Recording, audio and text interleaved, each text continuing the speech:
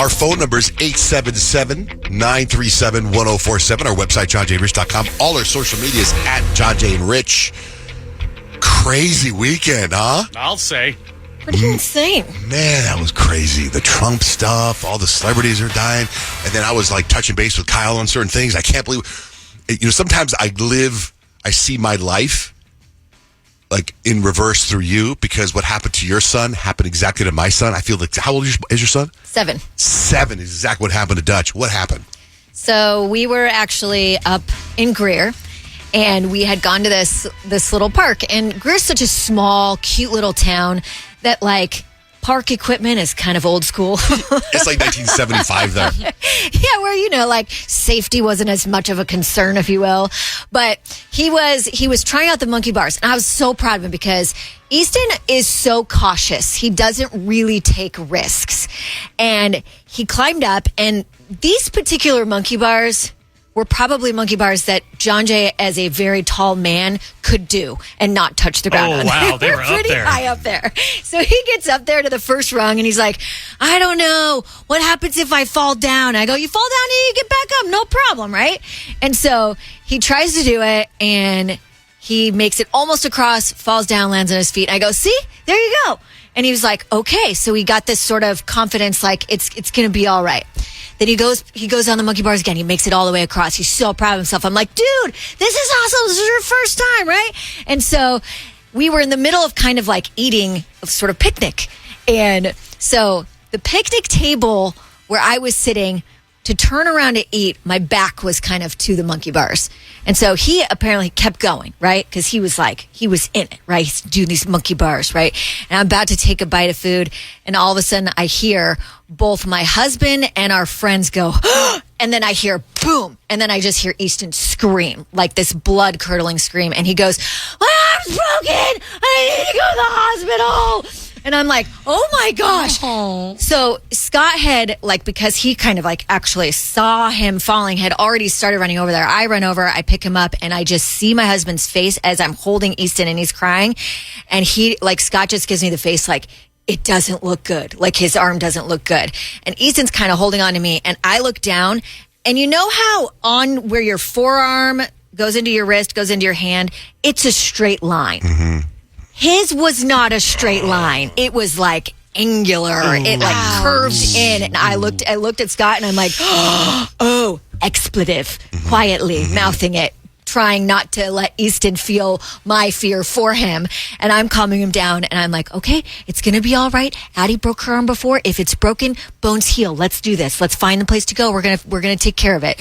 So like I said, Greer's a really tiny, cute little town. They don't have a hospital there. I was wondering that same thing. Where do you go? They don't in have Greer? a hospital there. The word was already out that a kid fell in monkey bars. That's the big news in Greer. It just spread. So we actually went to the fire department in Greer, and there was a firefighter and a paramedic there, and they gave him a little splint, and they reassured us. And we were like, we know where to go. Do we go to Show Low? That's kind of a long drive. And they were like, no, Springerville is just 20 minutes away. Their facility is about the same as Show Low, so that's where you want to go. And, we know some of the guys over there, so we'll give them a call and let them know you guys are on the way. And we were like, okay. And so thank God they put the splint on him, because I think he felt more secure with that. And then we could actually put him in a seatbelt and, like have it be safe to drive there. We get to the emergency room. I'd never been to Springerville before. Also, a very cute little town. And there's like 8 seats in the waiting room. And I think there's like 3 or 4 rooms in the entire emergency room. And they were kind of busy. But they got us in.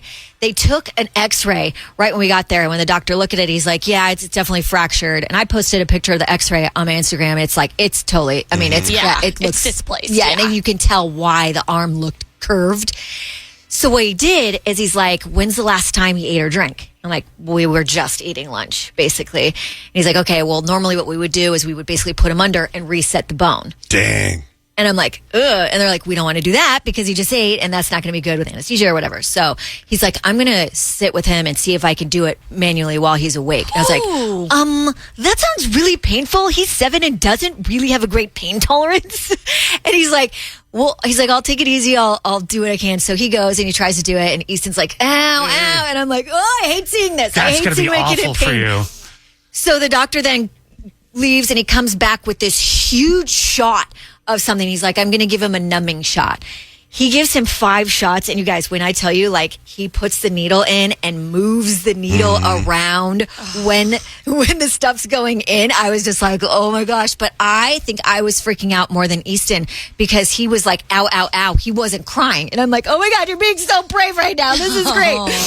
So numbs it up, resets it, takes another x-ray, and he's like, I just need to do one more adjustment and I think we're going to be good. So he adjusts it again, and the before and after of, I took a picture of the arm. The curve is gone when he reset it. Wow. And in the actual x-ray, you can see the bone actually moved, and I'm just like, oh my gosh. Wow. So we got to follow up with an Springerville. ortho, but he's going to be good. And he has had, he's had such a great attitude. It helped me as a mom because I, internally freaking out, but externally trying to Totally. be like, Right. it's going to be fine. Well, But I was yeah. going to say, it happened to my son Dutch. He's 17. It happened when he was 7. He was standing on the monkey bars on top, walking, fell, broke his arm. Pink cast. That touch is so awesome. Style. Pink cast. I just love how Easton was so aware when he fell that he was like, I need to go to the hospital. Immediately. It's a smart kid you got. Well, we're glad he's okay.